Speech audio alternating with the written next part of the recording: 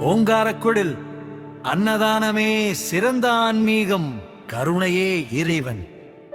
அனைத்து உயிர்கள் மேல் கருணை கொண்டு உலக உயிர்களுக்கு தொண்டு செய்து கலிகாலத்தில் ஞான மார்க்கத்தை ஒரு புரட்சியாக எடுத்து செய்த மகான் ஆறுமுக அரங்க மகா தேசிக சுவாமிகள் ஜீவன் முக்கி முருகப் பெருமானோடு கலந்து விட்டார்.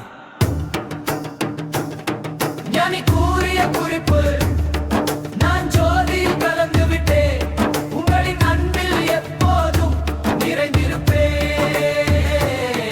என்னை காண ஜோதி ஏற்றி பூஜித்தால் உங்கள் முன் தோன்றி நல்லாசி புரிவேன். இதுவே என் வாக்கு.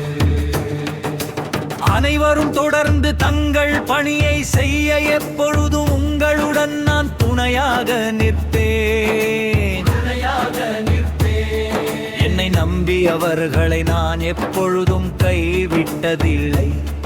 இந்த பறந்து விரிந்த பிரபஞ்சத்தில் நீங்கள் எங்கு என்னை அழைத்தாலும் மஞ்சேல் என்று அருள் செய்யும் ஆற்றல் முருகப் பெருமான் எனக்கு தந்துள்ளார்.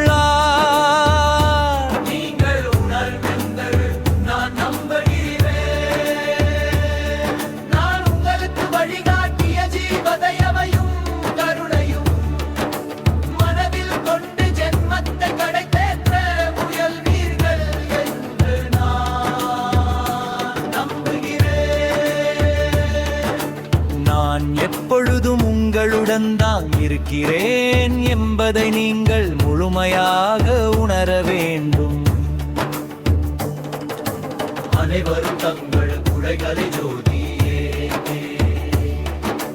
வணங்கி வழிபாட்டின் மூலம் தீர்த்துக் கொள்ளலாம்.